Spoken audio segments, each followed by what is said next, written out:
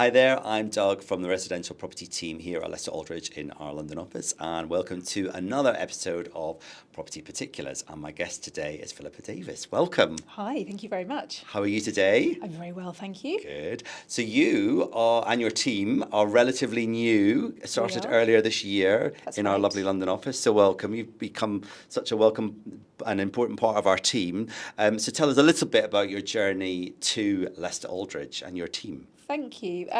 We joined early this year, so there's three of us who've joined. So me and the partner Jeremy Abraham and Chris Gunga, our paralegal. So it's just the three of us for now. We'll be four soon, hopefully, to have some extra support. Excellent. So we joined from another firm. So we came over as a little team, and we are the Court of Protection Department, dealing predominantly with property and affairs. Excellent. Well, welcome. And it's quite nice to move. Like, how long have you worked then in the previous firm together as a little unit? I was at the previous firm from being a trainee in 2013, started working with Jeremy in about 2016, and then Chris joined us in 2018. Wow. And so I've done Court of Protection since 2016. Yeah, oh, well, that's cool. Yeah, so I suppose that resonates a little bit with the other teams that we have here in London, in that quite a few of the other teams we've worked together in previous firms as well. So definitely in property, John and Andrew and I and Katie and a few others have been at three law firms together and made the move. Yeah, so it's quite nice to stay with the people you know and work well with. It is, yes, exactly. Yeah. Well, welcome to so you're part of now our wider private wealth team.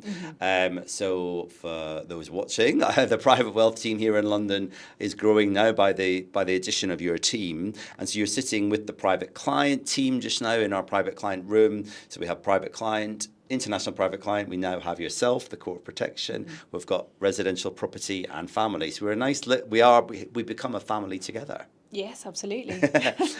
So yeah, welcome to the team. And I suppose one of the things I was really interested about is, and I'm sure you get asked this a lot, and definitely when we've discussed this outside in the office, is the Court of Protection team and work that you do. It's not something that all of us come across all the time. It's not something that lots of firms have. So please tell me a little bit more about it. Yes, you're right. A lot of people have never heard of it, but then once you tell them, they realise it does actually impact on their lives and on their families as well. So the Court of Protection is the court that makes decisions for people who lack mental capacity. So as I said, Jeremy and Chris and I tend to deal with property and affairs more, which involves decisions about people's houses, their money, that side of things. And then the Court of Protection also deals with a different strand, which is health and welfare. So that can be decisions about where someone lives, who they see, what care they receive, and that kind of thing. So because it's split into those two strands, we tend to deal with property and affairs. So that's what it is. And the way that we deal with it is that Jeremy is a panel deputy for the Office of the Public Guardian, and they appoint deputies of last resort.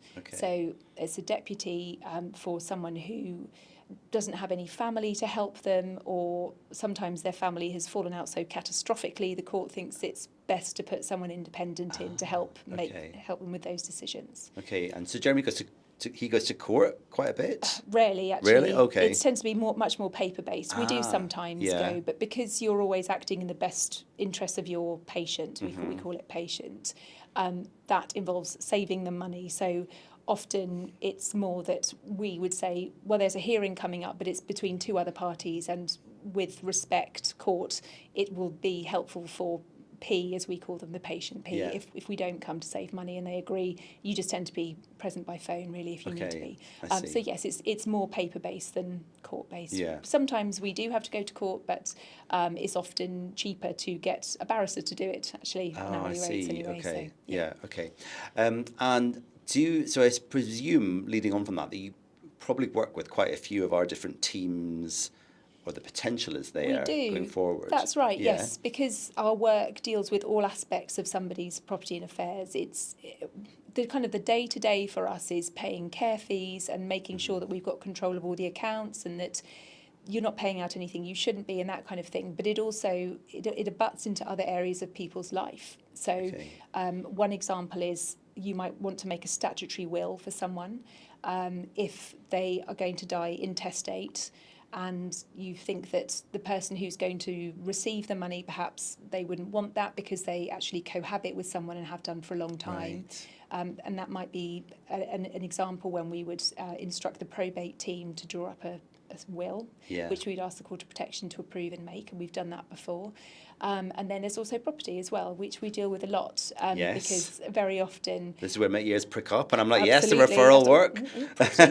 Yes, because our patients very often come to us because they owe a lot of money for care fees. They've gone into a care home, and the arrears are mounting, and the local authority or the care home can't get paid without someone doing it. And because that person isn't going home, we then will apply for the authority to sell the house. You have to then prove to the Court of Protection that that person isn't going home, because they want to avoid the situation where the person is then discharged from the care home if they've got better. That doesn't tend to happen, or from hospital, and there's nowhere for them to go. But so you need to prove that they're not going home and it's not in their best interest to keep the property. And then we would sell it and apply the net sale proceeds for their best interest, which is paying care fees and anything else that they owe. Yeah, sure. So that's when, of course, then you come across to our team. That's right, yes. So within the application to the court for the authority to sell the property, because the initial deputyship order that is made in Jeremy's favour is quite restricted, so we then apply to the court for the authority, and within that we say to the court, we've approached 3 law firms, and this is the one that we suggest instructing, and it's in P's best interests, usually on a cost perspective, but also because if it is internal, you can save P a lot of money if you have a quick chat by the coffee machine about, oh, how's that going? Have you heard from them? Rather than writing endless emails and that kind of thing. A lot of referrals across all of our teams and firms is done at the coffee machine quite often, absolutely, isn't it? That's the good point about being the beauty of a big law firm. Yeah, a big law firm with lots of different teams. And do you also then deal with part of that when you ask the court then to sell the property? Are you then also instructing estate agents, or are you not involved in that aspect? No, that is just a best interest decision that we make. Again, we do it making sure that that we're choosing the best person for the job, so we would probably go with the lowest rates, the best local knowledge, that kind of thing. Yeah, exactly. But it's not something you need specific authority for. The reason you do with instructing solicitors is you've got to avoid a conflict of interest, because you can't just instruct your own firm internally if actually it's going to cost 3 times as much. So you've always got to make sure you're acting in I understand that. best interest. And like in terms of areas that your team works in, is it everywhere in England, or no, is it not. It's London based. It's really interesting how they do it, because we're never really quite sure. But Jeremy tends to get a lot of patients in South London and West London. It tends to be that spread. So we have a lot near where I live at the moment, near Brixton. Lots of patients around there. Lots in Ealing at the moment, out sort of Hounslow way. We don't have any North London, or East. It's interesting.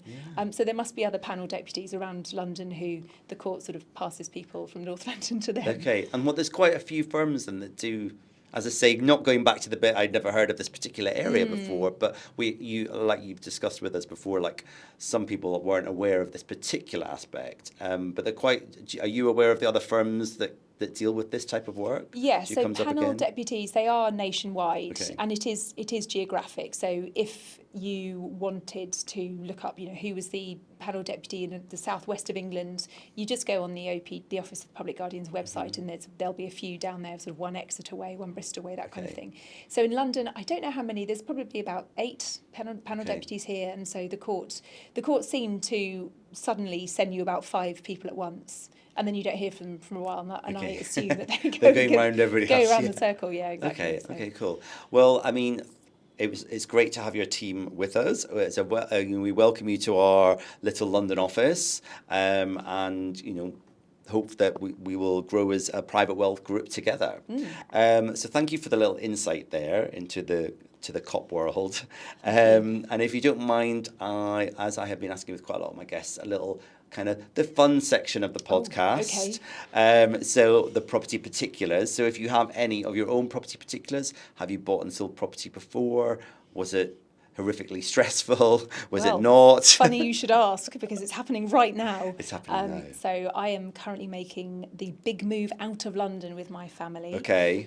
So on Wow. this Friday, we're due to complete on a purchase of a house in Surrey, living Amazing. a rural dream. Amazing. So yes. I mean, I knew. Well, obviously, I knew that you were buying that, which was me leading into this question about your property particulars.